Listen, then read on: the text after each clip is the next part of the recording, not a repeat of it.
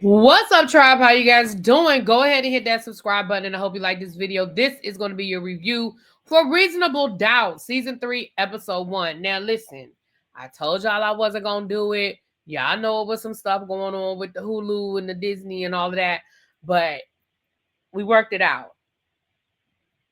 You know what I'm saying. So let's get into it. So Season 3 is here. Jax is back. And it looks like we have another juicy one on our hands, ladies and gentlemen. So we open up this first episode with Jax going into somebody's room. Now, they want us to believe that it's probably the daughter because we see that her son, they've written her son off this early. This I'm only in one episode, y'all. We know last season, if you've been watching the show, you know that last season when he got into that performing arts school, it was local. It was not a boarding school. So I'm thinking that in real life, the person who plays her son has probably either been committed to do something else, or maybe he's gone off to college himself and he may make some, making a cameo here or there. So the daughter is who's left in the house with them. And we saw last season that the daughter was having some issues, some identity issues. The brother had caught her doing some stuff on Instagram that wasn't appropriate and threatened to tell their parents, but he didn't.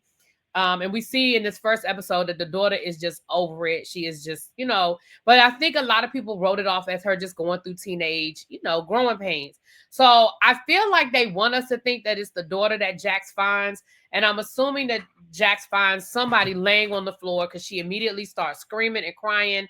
And we see somebody coming behind her. I'm assuming it was probably her husband. And then they say, okay, 6 weeks earlier or however many weeks earlier. I think it was 6 weeks.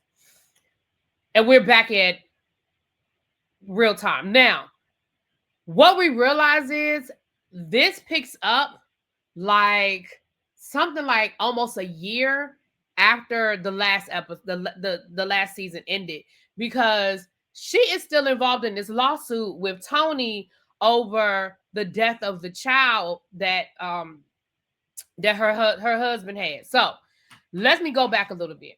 So we see Jax get up out the bed. She goes on her jog. If you guys watch the show, you know that that's her thing. That's her therapy. That's what she does to clear her head. She comes home. Husband joins her in the shower. They all hot and heavy and they getting into it, okay? The daughter, when they, her and her husband are making googly eyes at each other over breakfast, and the daughter is rolling her eyes like, wish I wasn't here, okay? But what we find out is that Jax and her husband are still involved in settlement talks or arbitration with Tony. Now, Tony is the person that her husband had a whole affair with last season and got pregnant. She had the baby prematurely and the baby ended up passing away. Lewis, who's her husband, was like, I can't go to the funeral. Like, I just can't do it. And Tony felt abandoned. Now, part of Tony feeling like they're the reason why she lost that baby is because she was saying that they were bullying her. And there were some moments where Jax kind of got in her face and kind of gave her a hard time. But girl, you slept with her husband and you got a whole baby and y'all kids are friends and go to the same school and she got to see you. I'm not saying that makes it okay. I'm not defending Jax, but we're not going to sit here and act like Jax didn't have no reason to feel no kind of way when she saw that lady. Okay. Now, Jax is being Jax. Now, this is stuff that Jax does that irritates me. As much as I love Jax and I believe that she's just a badass, this is the stuff that she does that frustrates me. You are in this arbitration. Your lawyer, who you're paying to do his job, is trying to work out a settlement, and you literally take over. You're aggressive. Okay, I'm sorry. We're not supposed to say that word aggressive when we're talking about Black women. You are rude. You are because words mean things, and she's being aggressive. I'm sorry. She's being aggressive. And she's rude. And you are not doing anything that is making Tony say, I just want this to be over. Let me take this little bit of money they throwing at me and let me move the fuck on with my life, right? Well, she is a firing a lawyer. And Lewis is like, really? And what we find out is like, this is like the third lawyer. So this has been going on for a long time. They've been going back and forth for a long time. And you you keep firing the damn lawyers and they ain't never going to get this thing settled. And Lewis is like over it. Like you can feel, you can see his demeanor, you can see it in his affect. He is over it. He is like, I just want this to be done. Like, I just want this to be done. And so he's frustrated with Jackson. He was like, like how you just gonna fire without us talking, without us coming to some sort of meeting of the minds? Like, how you just gonna take it upon yourself to fire the people? Like, why are we doing that? Like, I thought that's not, we didn't agree to that. So then we see Jax go to work. Crystal is in law school now. Her paralegal / secretary is in law school now, and she is frustrated because she was like, I don't have no juicy case to give them, right? She's like, I've just been, everything has been a settlement. And Crystal is like, girl, don't you think you should be like happy that your life has slowed down, because you've had enough drama these last couple of years to last? Like, you should be happy that you're getting some boring cases that are not causing you a lot of problems. She was like, baby, I need me a juicy case, okay? I need it. So we see her go into a partners meeting, and basically they're saying the same thing that she's saying. Like, baby, we need these billable hours. What's the problem? You're gonna have to make up for it in the fourth quarter.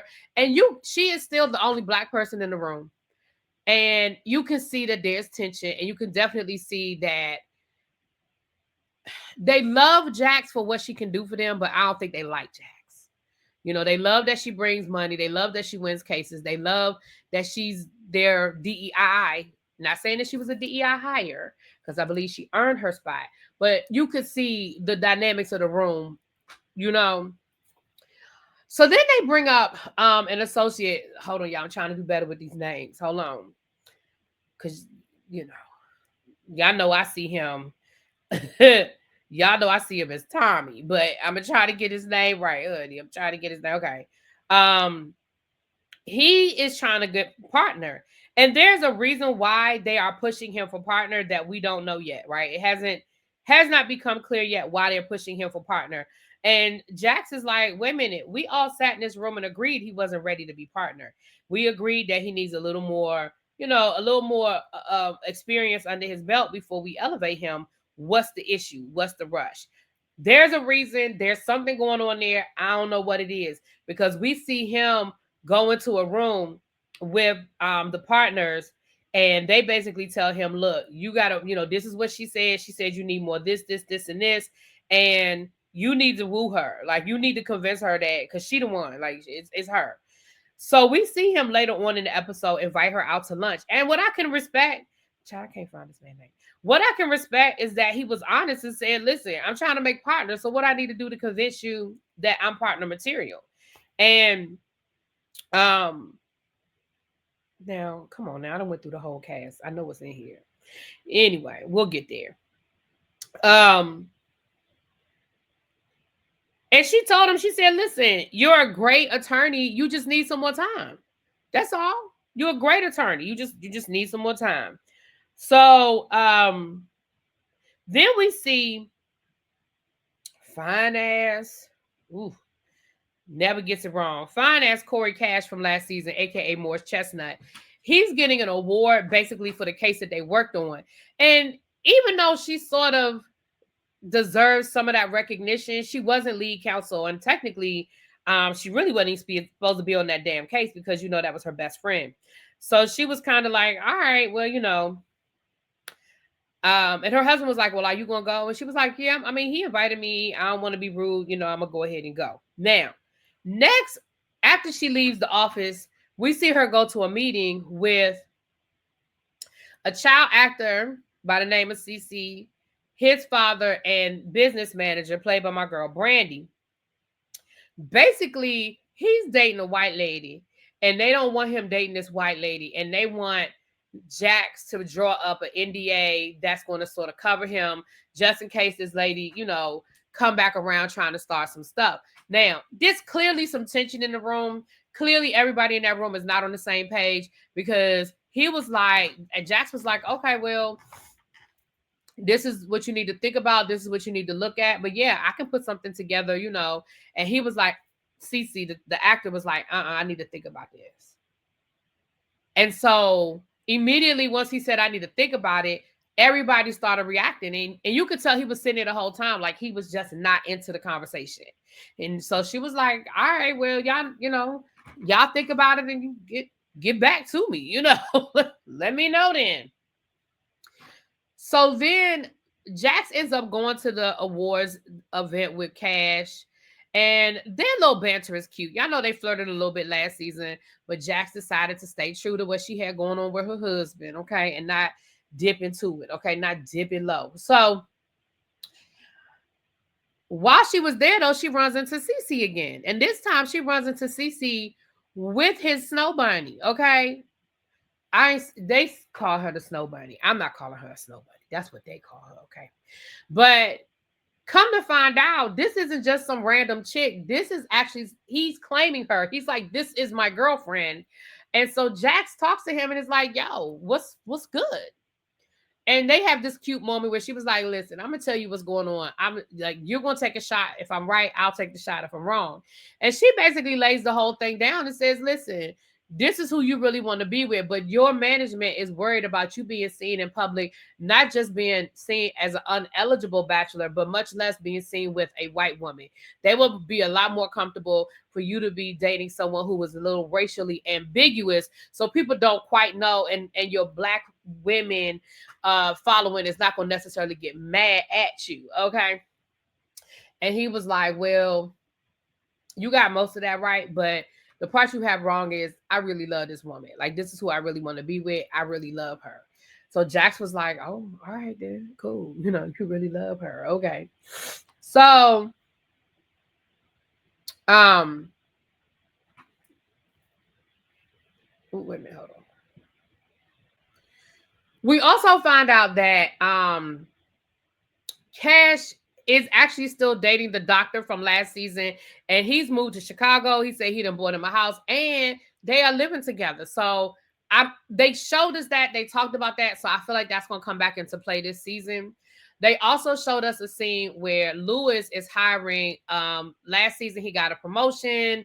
This season, and he's hiring. We see him hiring somebody who's another black coder. And again, shows like this don't show you stuff like that as throwaway scenes. For whatever reason, both of those things, I don't know if with the Cash thing, they might be just closing that storyline up because maybe they felt like we were curious to see where that ended. But I feel like it's going to be more to that story as we go along. Then we see Jackson, her husband, out to eat, and Tony is there with a lawyer who comes up to Jackson. He's like, oh my gosh. Basically, he comes up to Jax like he's a fan, and Jax basically lays it out. Oh, you sleeping? Oh, you with her? Oh, well, she slept with my husband and she got pregnant. You might want to be careful tonight. When you get ready to do, you might want to strap up because this one right here is a home wrecking hoe. So, of course, everybody gets embarrassed, including Lewis. And Lewis is like, wait a minute, what? Oh, I'm sorry. I'm like, what? Including Lewis. And Lewis is like, why do you have to do that? Like, that is embarrassing. And she was like, wait, what? What do you mean you're embarrassed? Like, this woman had a whole affair with you, got pregnant by you, and now is suing us because the baby didn't live and somehow saying it's our fault. So what do you mean I'm embarrassing you? We see this woman out in public. Her man walked up to us. We didn't walk up to her. And he was like, she was like, do you ever think about how it makes me feel to have to constantly be dealing with the woman you had an affair with? And he was like, see, it's always about you. She was like, I'm sorry, what? So he goes into his woe is me. Oh my gosh, the baby died. This wouldn't be happening if I had just gone to the funeral. No, it wouldn't be happening if you hadn't got that woman pregnant. Now, I ain't about to sit here and act like you did something that was really, really wrong, because Jax was doing her own thing. I mean, Jax was having a whole affair herself, and she was being a voyeur on camera, knowing you was watching, letting you watch her sleep with another man, and then that man tried to, unalive her. So let's be clear. I ain't defending Jax and making it seem like somebody's got a monopoly on who had the worst affair. I'm just saying both of y'all did what y'all did. The problem is her situation is gone, and she still has to see and deal with your situation. But to be fair, Jax, I feel like if you had just let your first attorney do their job, you might be done with this lawsuit. They might have resolved this lawsuit already. That's what I think. But again, who am I? Neither here nor there, child. They, they talked it out, which I like to see. I like to see that they're working things through instead of what we saw last season when their relationship was so dang dysfunctional. Okay. So then we go back to CJ. We see I mean, not CJ. Well, CJ, the child actor, we see him talking to his mama, who was also his manager. The mom and the daddy of the manager. And he's letting the mama know, look, I love Snow Bunny. I want to be with her. And I'm not doing this movie y'all want me to do. Okay. Y'all want me to do this movie. I don't want to do it. I want to do what I want to do. And I want to be with my girlfriend. I'm gonna stop calling her Snow Bunny. I'm gonna be with my girlfriend. And his mama was like, did you ever think about us? Like, this was always a family business. Like, me and your daddy were the ones taking you back and forth to your auditions. We were always there for you. We always put you first. And this is how you want to thank us. And now, after we made you successful, you want to question whether we know what we're doing. You want to question whether we're giving you good advice or bad advice. She was like, I tell you what, go back over there to your... Going back over there to your girlfriend, but before you go, you need to know this. And then they cut away, and the next thing we see him yelling at the ladies, and you hear her. We see him yelling at his girlfriend, and she's like, "So you just gonna believe her?" And he was like, "Well, you're not denying it." She said, "Yeah, because you've already made up your mind." She was like, "I am sick of this, and I'm sick of you." And you can tell that they have argued about his mama before. You can tell that she is sick of having the same argument with him over and over again. And he was like, listen, I love you. I wouldn't be blowing up my life if I didn't. I just don't want to end up looking stupid at the end of all of this because my mama told me whatever his mama told him. And I don't want to end up looking like the dummy. Next thing you know, we see her run off and we see him saying, fine, run away like you always do. Fine.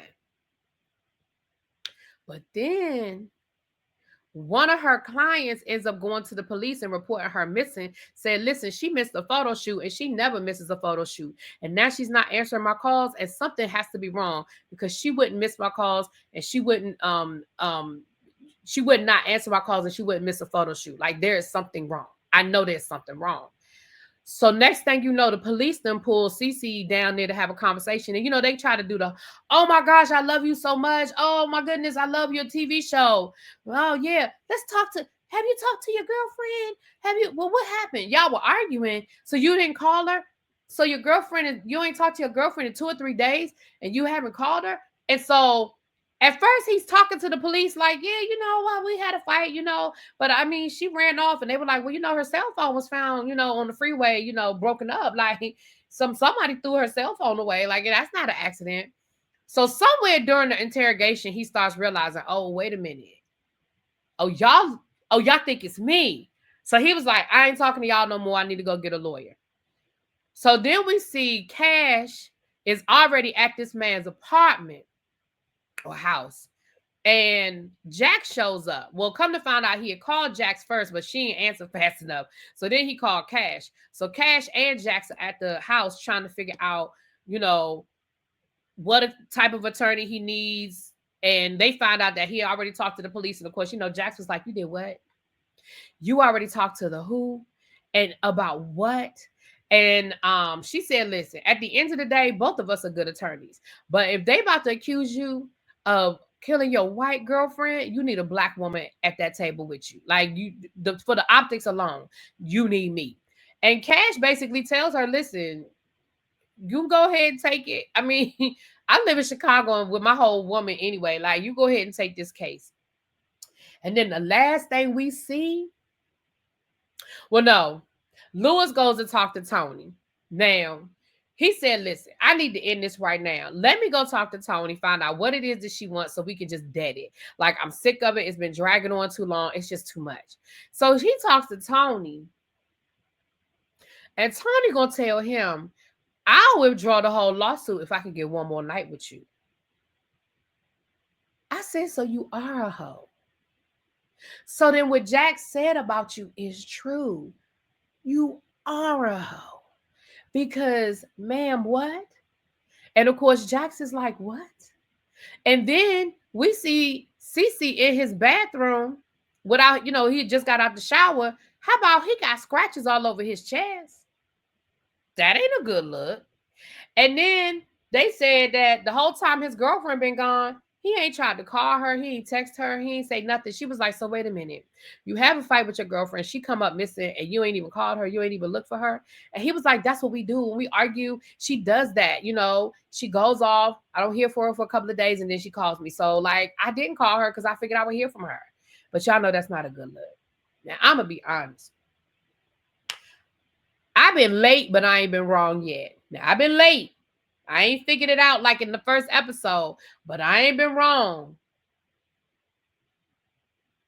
And I'm going to tell you now. I don't want to say yet what I think, but what I think is,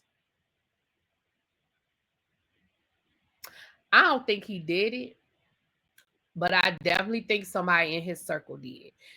I don't know if it's going to end up being Brandy. I don't know if it's going to be his mama or his dad. I think his mama is the obvious one because of how nasty she was. I don't think it's the mama. But I think it might end up being his business manager. I don't know, y'all. I don't know. But I don't think it's him because it's just too obvious. Even though in that first season that it was obvious that he was the one and then it ended up being him. So I don't know. But I'll let y'all know after a couple of episodes. I need a little more information. Okay.